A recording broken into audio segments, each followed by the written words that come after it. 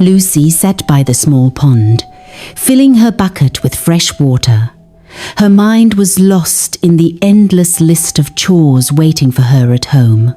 Suddenly, a soft nudge at her hand broke her thoughts. She looked down and saw Max, her old sweet dog, nudging her. He whined softly, looking back towards the shimmering pond, then back at Lucy, as if trying to tell her something important. "What is it, Max?" she whispered, sensing his urgency. Max whined again, then turned and slowly padded towards a cluster of reeds at the pond's edge, looking back to ensure Lucy was following. Curious, Lucy set down her bucket and followed him, her steps quiet on the damp earth. Max stopped at the reeds, his tail giving a slow, meaningful wag. Lucy peered through the tall green stalks. Her eyes widened in surprise and concern. Lying partially hidden among the reeds was a pregnant mermaid. Her beautiful tail was tangled and her face was pale with pain. She clutched her swollen belly, her breaths shallow and ragged. "Oh my!" Lucy gasped, kneeling quickly beside the distressed creature. "You are hurt." The mermaid opened her eyes, a flicker of hope amidst her suffering. Lucy, remembering tales her mother had told of ancient healing, quickly looked around. Her gaze fell on a patch of luminous bluebells growing nearby. Mother had always said these flowers held powerful, calming and healing properties. Lucy gently plucked several of the bell-shaped blossoms. She began squeezing the liquid from the bluebells onto the mermaid's belly, murmuring soft words of comfort. The mermaid winced at first, but soon a visible wave of calm seemed to wash over her. Her breathing eased, and the taut lines of pain on her face softened. Max sat patiently beside Lucy, his kind old eyes watching over them both. After a few minutes, the pond began to bubble and shimmer with an ethereal glow. Lucy looked up, astonished. Slowly, a beautiful woman emerged from the water. She had long golden hair that flowed like liquid sunshine and a magnificent shining tail. She was the Mermaid Queen. "I have been looking for my daughter," the Mermaid Queen said in a calm, sweet voice, her gaze falling upon the pregnant mermaid. Lucy could not say anything. She was too surprised. "Thank you for saving her," the Queen said kindly, her eyes meeting Lucy's. "She is my daughter, and I love her very much." The pregnant mermaid, now much calmer, looked up at her mother with a grateful sigh. "Your kind heart is very special," the Queen said to Lucy. "I will never forget this." Before Lucy could say anything, the Mermaid Queen smiled and with a gentle motion helped her daughter slide back into the water. Both mermaids then gracefully disappeared beneath the surface. Lucy hugged Max tight. "Good job, Max," she said, patting his soft fur. Lucy was a happy and pretty young girl. She had big dreams and always hoped for good things to happen. She used to live with her father, Mr. James, and her mother, Mrs. Sarah. But her family had a sad story. James, her father, had 2 wives. Life was hard for him, but he made the trouble himself. Sarah was James's first wife. She loved him very much. But when Sarah was going to have Lucy, everything changed. James was not a good husband. He would leave Sarah at home and go spend time with another woman named Rosa. Rosa knew James was married, but she did not care. James also did not stop. He kept seeing Rosa until one day Rosa was going to have a baby too. Rosa looked older, but she was only 19 years old. She still lived with her parents. When Rosa started feeling very sick, her mother took her to the doctor. That was when they found out she was having James's baby. Rosa's mother was very angry. She could not believe her daughter was going to have a married man's baby. The news went around quickly and Rosa's family was very upset. They said James must take care of Rosa. Rosa was sent away from her parents' house. James had no choice. He had to marry Rosa too. When Sarah found out, she was very hurt. She was angry with James, and they fought almost every night. The house was full of fighting and sadness. After some time, Sarah decided to try to be peaceful. She knew she could not change what happened. It was not easy, but she tried to be happy again. But deep in her heart, Sarah was still hurt. The home that used to be full of laughter was now divided. James was not a rich man, but he worked hard to take care of his family. He tried his best to make both his wives, Sarah and Rosa, happy. But no matter how hard he tried, things did not go well. Sarah and Rosa could not get along. They fought all the time. Even small things would make them fight. If one said the soup was too salty, the other would say, "She cooked better." When they fought, it got very loud. Sarah would point her finger at Rosa and shout, "You took my husband! He was married, but you still went after him." Rosa was not quiet. She would shout back, "If you made him happy, he would not have come to me. I only helped where you failed." Their fights were always very loud. They would yell and blame each other until everyone in the neighborhood could hear them. People started talking about them, calling them the fighting wives. Children would sometimes come to watch when the shouting started.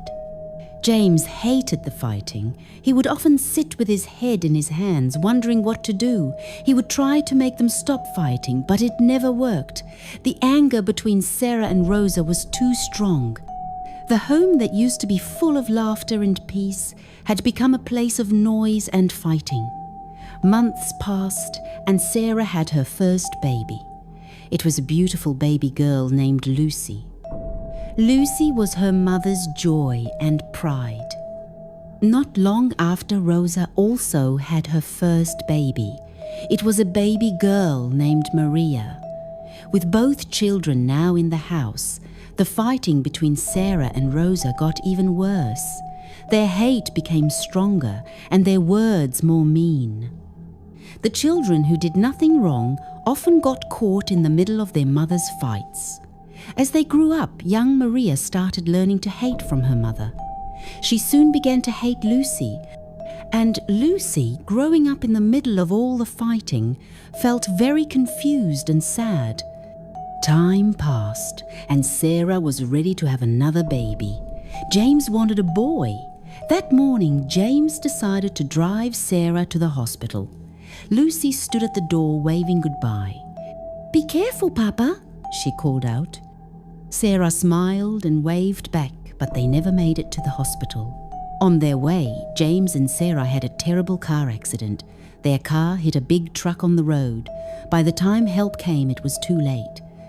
Both Sarah and her baby, who was not born yet, were gone. James also died in the crash. The news hit Lucy like thunder. Her mother, her baby brother or sister, and her father all gone in one day. Her young heart was broken. The world she knew fell apart around her. The funeral was quiet and full of sadness. Lucy stood by the graves with tears running down her face.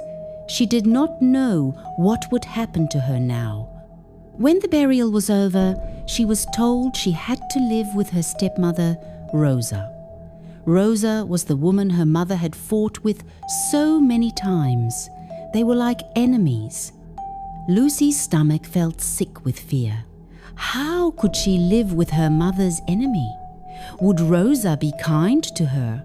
Or would life in Rosa's house become a new kind of nightmare? She held tight to a small picture of her parents.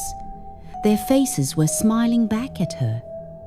"Mama," she whispered through tears, How will I live through this? Life with her stepmother, Rosa, was nothing but pain for Lucy. Rosa did not treat her like family. Instead, she took out all the anger she had for Sarah on Lucy. Every day her words and actions were very mean. Sometimes Rosa even said Lucy was like trash. Rosa was very cruel. She did not let Lucy go to school anymore. "I have money for your school," she told her, "but I would rather burn it than spend it on something worthless like you." But she sent her own daughter Maria to school without any problem. Lucy had a dog that her mother gave her, but it died in a strange way. Lucy was now 13 years old and became like a servant in the house. She cleaned the house, got water, and even collected wood from faraway places. When it was time to eat, Lucy was always last. Most of the time she only got leftover food. Sometimes there was nothing left for her at all. Her stomach would make noise from hunger, but no one cared. Lucy missed her mother every single day. When the work was done, she would sit under the old apple tree behind the house. Her heart was heavy with sadness. She would whisper to the wind, "Mama, why did you leave me? Why is my life like this?" No one came to comfort her. No one wiped her tears. She sat alone, hoping that someday her life would get better. Years passed, and Lucy's suffering never seemed to end. She was now 21 years old. She was a young woman with a kind heart even after all the pain life had given her. Her days were filled with endless work, but deep inside, she still had a small hope that life could change. One morning, the town caller's voice was heard through the village streets. His drum was loud as he called out, "Hear this! Hear this! Prince Alexander, the handsome and good son of our king, is ready for marriage. All the beautiful young women in the village must come to the castle in 5 days." The news spread like fire. Every girl in the village was excited. Marrying the prince was a dream they all had in their hearts. The castle was rich, the prince was kind, and being chosen as his wife would bring honor to any family. At home, Rosa heard the news too. Her eyes lit up with a plan. She wanted her daughter Maria to marry the prince. "Maria is my girl," she said proudly. "The prince will surely choose her." Rosa started preparing Maria right away. She made sure Maria ate the best food, wore clean clothes, and practiced walking nicely. Rosa wanted her daughter to shine on the big day. When Lucy heard the news, her heart beat fast with excitement. She stopped cleaning the floor and whispered to herself, "The prince is looking for a wife." Her face lit up with a big smile. Even though she had no nice clothes or special treatment, the thought of meeting the prince filled her with hope. She could not stop thinking about herself as the prince's wife, living a life free of suffering. For a moment, she let herself dream as if the prince had already chosen her. But deep down, Lucy knew the challenges ahead. She looked at her old dress. Would the castle even let her in? Would the prince notice someone like her? Even so, she did not let the doubts crush her hope. "Maybe," she whispered, holding her chest, "just maybe my life is about to change." For the next 5 days, the village was full of excitement. Girls braided their hair, made their skin smooth, and practiced being polite. Meanwhile, Lucy worked harder than ever, wondering if she would be brave enough to stand among them. Lucy's life was full of pain, but she had learned to handle it. Every day she did endless work for her stepmother Rosa and her stepsister Maria. Yet deep in her heart she was determined to go to the castle and meet the prince. One day, while getting water from the stream, Lucy found a way to earn a little money. She saw some girls in the village having trouble carrying their water and wood. Quietly, she offered to help them. In return, they gave her a few coins. It was not much, but she worked hard helping more girls whenever she could. After days of sneaking around and working herself very tired, Lucy finally saved enough money to buy a simple new dress. It was not fancy, but it was clean and pretty enough to wear to the castle. Back at home, Rosa sat at the table with Maria, enjoying a good meal. Meanwhile, Lucy had not eaten all day. "Where is that useless girl?" Rosa shouted suddenly. Her voice was full of anger. "Lucy!" Lucy quickly ran into the room with her head down. "Yes, ma'am," she said softly.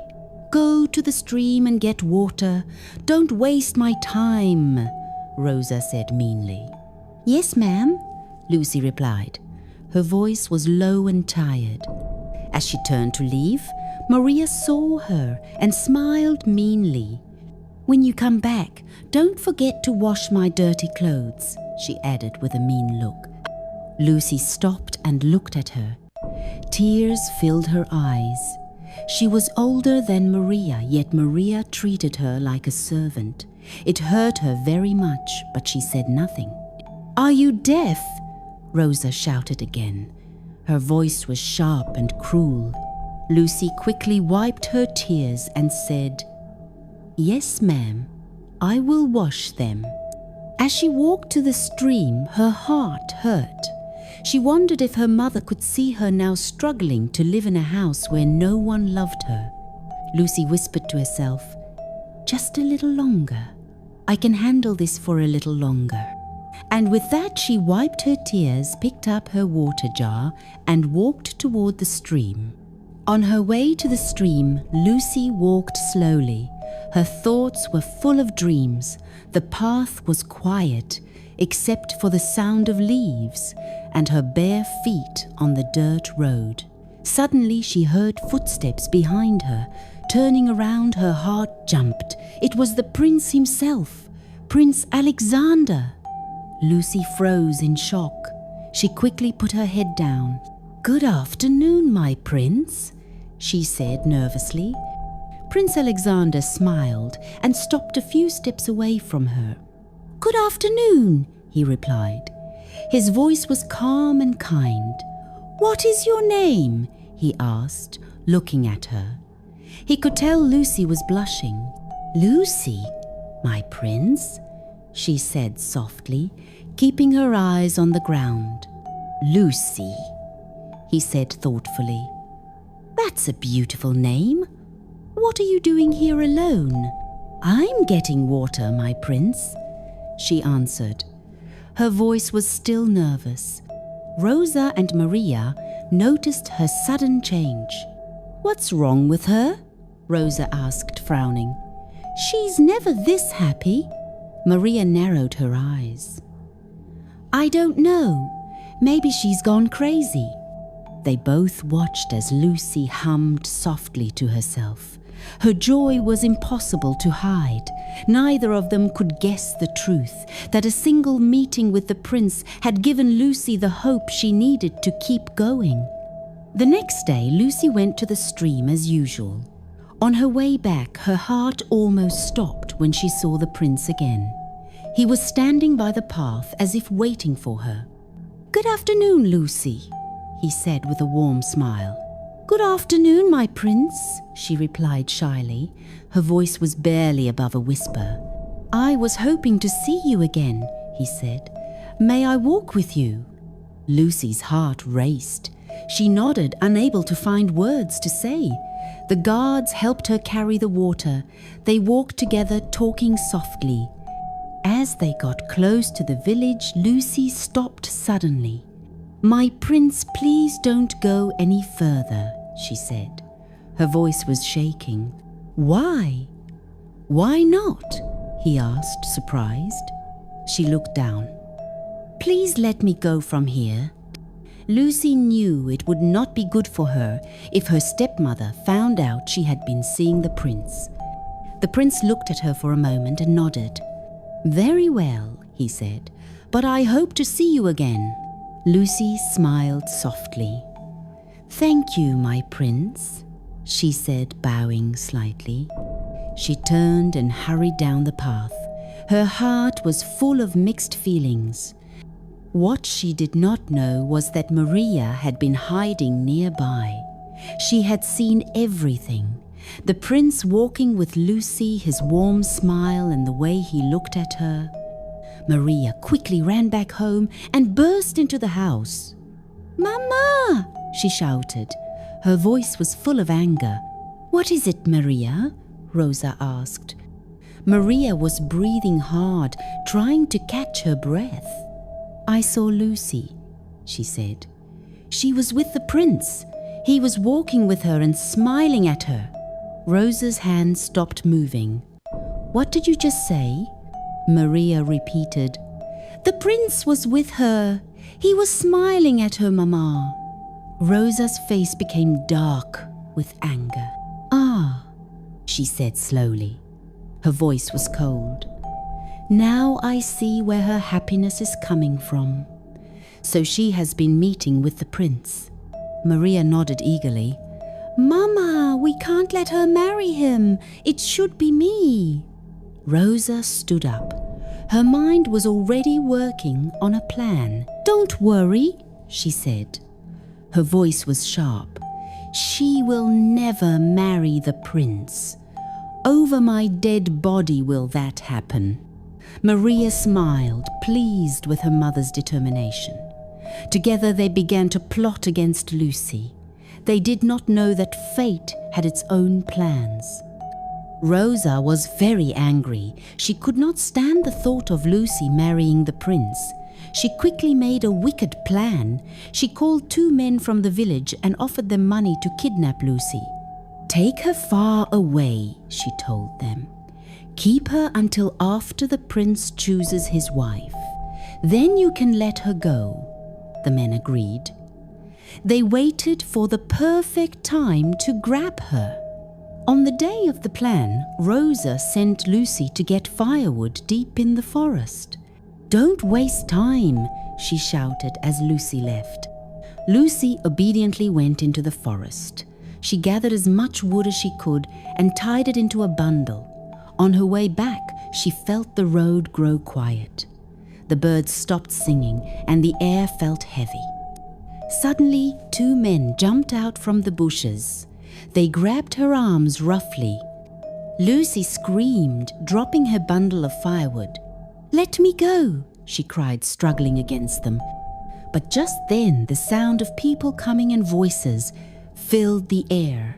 The men froze. The prince and his guards appeared on the road, walking toward them. "Who are you?" one of the guards shouted, pulling out his sword. The men panicked. They let go of Lucy and ran into the forest without saying a word. The prince ran up to Lucy. "Are you all right?" he asked. His voice was full of concern. Lucy nodded, shaking. "Yes, my prince. Thank you." The prince looked around with a frown. "You must be careful when using this road," he said gently, "especially at strange times." "I will, my prince," Lucy said. Her voice was soft but grateful. The prince told one of his guards, "Help her carry the firewood." The guard lifted the heavy bundle onto his shoulder and walked with Lucy toward her house. As they got close, Rosa watched from the doorway with shock on her face. She quickly forced a smile and pretended to be busy. When Lucy arrived, she said, "Thank you," to the guard, bowing slightly. "I am very grateful." The guard nodded and left with the prince. As soon as they were gone, Rosa clenched her fists. Anger was burning in her chest. Her plan had failed and the prince had saved Lucy once again. She knew she had to think of another way to stop her. When Lucy came home, she was surprised to find Rosa and Maria waiting for her. Their faces showed shock and anger.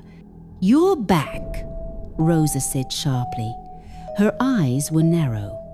Lucy nodded timidly. She was not sure why her return made them so upset.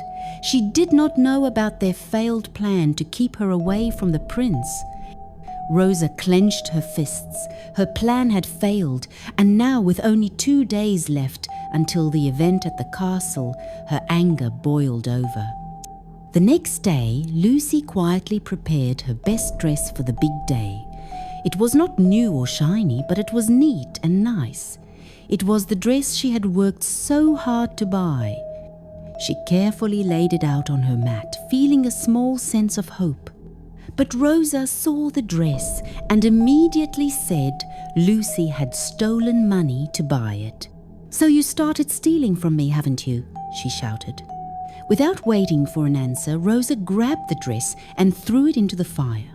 "No!" Lucy screamed, running forward, but it was too late. The flames ate the dress quickly. Maria joined in, smiling meanly, as she packed all of Lucy's clothes and threw them into the fire as well. "This will teach you a lesson," Rosa said coldly. Lucy stood there with tears running down her face. She could not believe it.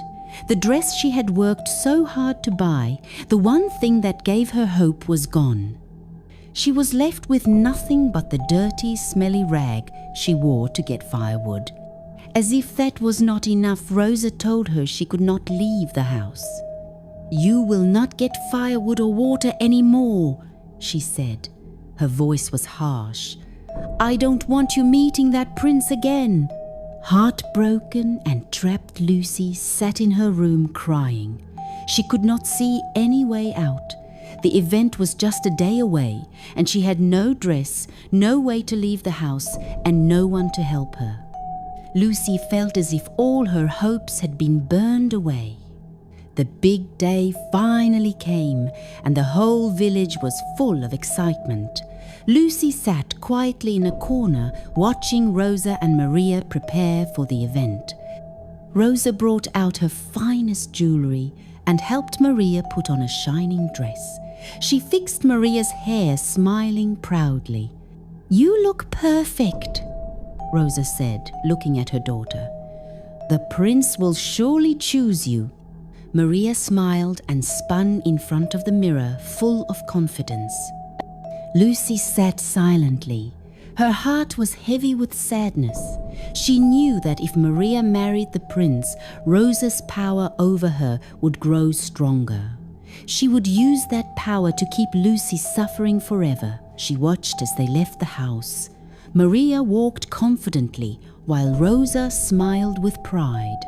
The door slammed shut behind them, and Lucy was left alone. She looked down at herself, wearing the dirty rags Rosa had left her with. Her dreams of a better life felt so far away, but deep inside a spark of determination flared. "No," she whispered to herself, "I can't just sit here. I have to try." With no other choice, Lucy decided to go to the castle dressed in the rags.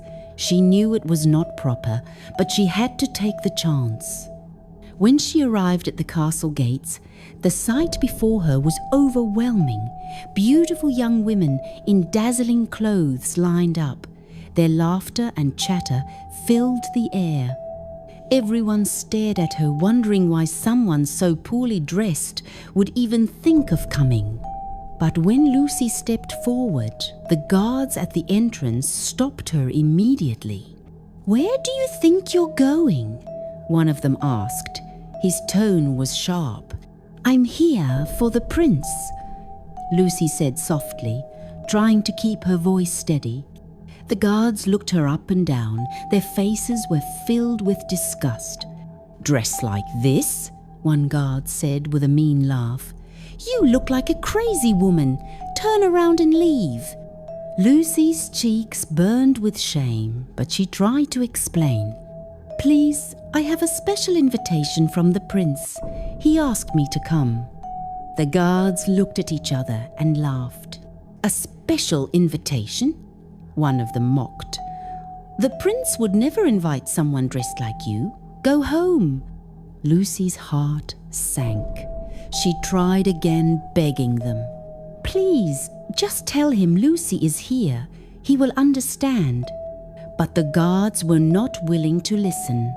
They waved her off dismissively. "Leave immediately," one of them said sternly. Tears filled Lucy's eyes as she turned away. The heavy gates of the castle stood tall behind her, shutting out her hopes. She walked back down the path. Her heart was shattered. The grand event began with music and excitement. The castle courtyard was filled with beautiful girls from the village, all dressed in their finest. The air buzzed with whispers and laughter as they waited for the prince to arrive. Rosa stood proudly near the front. Her hand was firmly on Maria's shoulder. "Smile," she whispered to her daughter. "Make sure he notices you." Maria obeyed, smiling brightly as she fixed her jewelry and dress. She looked at the prince with confidence, believing she would be his choice.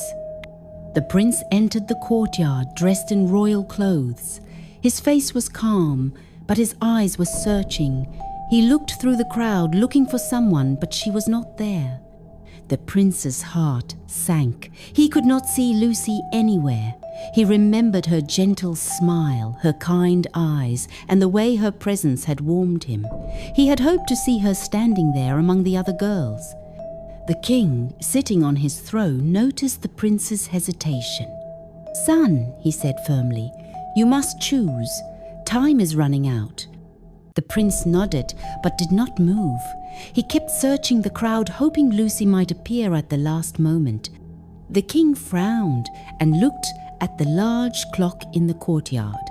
"You know the rules," he reminded the prince. "If you don't choose a wife before midnight, you will lose your right to the throne." This was the tradition passed down through generations. Every prince had to marry before his 29th birthday to secure his place as the next king. Prince Alexander's 29th birthday was only hours away. The prince looked at the king and nodded, but his heart was heavy. How could he choose a wife from these girls when the one he truly wanted was not there? Rosa noticed the prince's hesitation and pushed Maria forward. "My prince," she said loudly, "this is my daughter Maria. She is beautiful, well-behaved, and will make a wonderful queen." Maria curtsied gracefully and smiled at the prince. The prince gave her a polite nod, but quickly looked away. His mind was elsewhere. The king sighed impatiently. "Alexander," he said sharply, "you must make a choice. The people are waiting, and time is not on your side." The prince's heart raced. The clock ticked louder in his mind. He could not delay much longer. If he did not choose soon, everything he had worked for his future as king would be lost. But how could he marry someone else when his heart belonged to Lucy? He kept looking toward the entrance, hoping against hope that she would come. But with every passing moment, his hope dimmed. The king leaned forward. His voice was firm. "Choose, son. The next king must not delay." The prince clenched his fists. His worry was growing. He had only a few hours left. If Lucy did not come soon, he would have to make a choice that could change his life forever. Meanwhile, Lucy sat by the river crying. The moonlight reflected on the water as she sank to her knees at the riverbank. She felt lost and hopeless, as though every effort she had made was useless. "I've lost everything," Lucy whispered. Her voice was breaking. "I worked so hard and now I have nothing. The prince will choose someone else and I will be stuck in this misery forever." She buried her face in her hands and cried uncontrollably. Her cries echoed through the quiet night. The sound traveled far, drawing the attention of someone unexpected. The water began to ripple, and from the depths a graceful figure emerged, a woman with glowing scales and hair flowing like liquid gold. It was the mermaid queen, a powerful yet kind-hearted being who ruled the waters. She was drawn by the sound of Lucy's sorrow. She immediately recognized her as the one who saved her baby long ago. The Mermaid Queen came closer silently. Her voice was soft and soothing. "Child, why are you crying?" Lucy looked up startled. Her tears were shining on her cheeks. "Who are you? It has been long. I see you can barely remember me. It's time for me to pay you back for the good you once did for me. I am the Queen of the River," the mermaid replied. Her voice was calm. "Your tears reached me and I felt your pain. Tell me what troubles you." Through her sobs, Lucy explained everything. The cruelty of her stepmother, the burning of her dress, the guard's rejection at the castle, and how she had no way to meet the prince. The Mermaid Queen listened carefully. Her face was full of sympathy. "You have suffered greatly, my child," she said, "but your kind heart and pure soul deserve a chance." The mermaid dove back into the river. "Wait here," she called. Moments later, she came up holding a stunning, shining dress. It sparkled in the moonlight, decorated with tiny crystals that looked like drops of water frozen in time. "This dress," the Mermaid Queen said, "will make you shine brighter than the stars, but that is not all." Lucy washed herself by the river before putting on the dress. The mermaid helped her with her makeup, dressing her like a princess. Tears of gratitude ran down her face. "Thank you," she whispered. "Thank you so much." The Mermaid Queen smiled warmly. "Your gratitude is enough. Now go. You have a destiny to fulfill. The prince is waiting." With renewed hope, Lucy stood tall. She began her journey back to the castle. Her heart was racing with excitement. The tension in the castle was unbearable. The king sat on his grand throne. His face was stern as he looked at the large clock on the wall. "Alexander," he said. His voice was firm. "You must choose now. These are all the maidens in the village. If you don't pick one in the next 5 minutes, you'll lose your chance to become king." The prince stood in the center of the grand hall, surrounded by the beautiful maidens in the village. They were dressed in their finest, smiling and hopeful, but his heart was not in it. He looked at the entrance once more. His eyes were searching desperately. Where was she? Had she given up? Meanwhile, Lucy was rushing toward the castle. Her heart was pounding. Her shimmering dress sparkled under the moonlight, and her beauty radiated with an almost otherworldly glow. As she got close to the castle gates, the guards immediately stepped aside, bowing to her. They did not realize it was the same girl they had stopped earlier. Lucy's transformation was breathtaking. Time was running out. "Wednesday, him to anyone," the king shouted to the priest. "He had 28 years to carefully pick his wife. It's too late now." She entered the grand hall, and suddenly all eyes turned to her. The room fell silent. Her scent, sweet and divine, filled the air. Her presence commanded attention. The Mermaid Queen's magic had made her glow with a beauty that seemed almost heavenly. The prince's heart skipped a beat.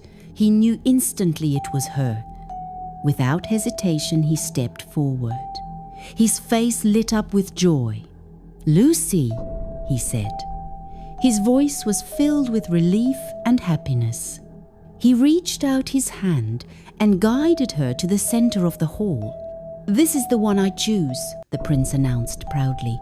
"This is my wife." Cheers erupted in the hall. The king smiled, nodding his approval. "You have made your choice. Just in time, my son. It was worth the wait," he said, smiling. The royal priest stepped forward, and before the clock struck midnight, the prince and Lucy were joined together as husband and wife. The celebration that followed was grand. The castle was filled with music, laughter, and joy.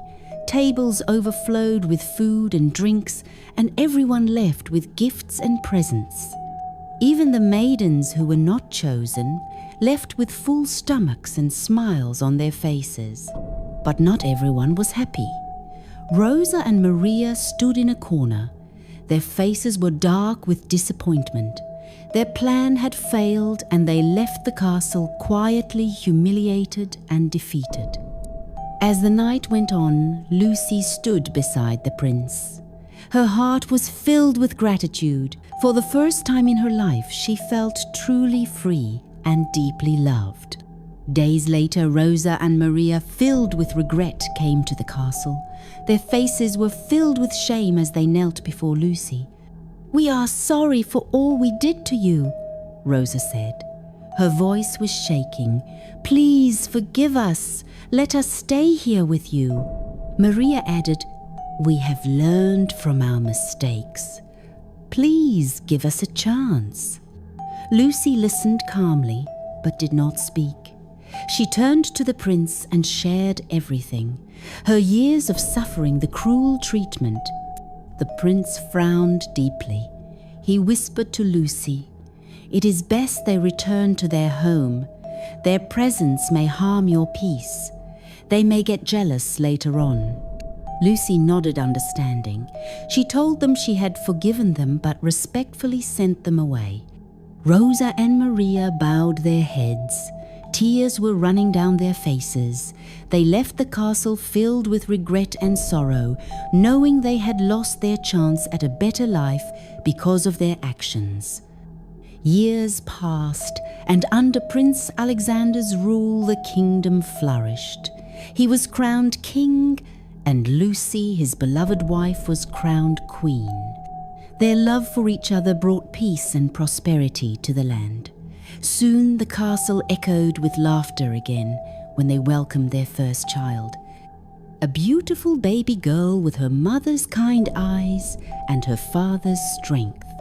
Lucy's story, once filled with pain and struggle, became a tale of hope, love, and triumph. She lived happily surrounded by the love she had always dreamed of. Destiny can be delayed, but cannot be denied. No matter the obstacles or challenges placed in your path, what is meant for you will always find its way to you. This proves that no one can stop what is divinely meant to be.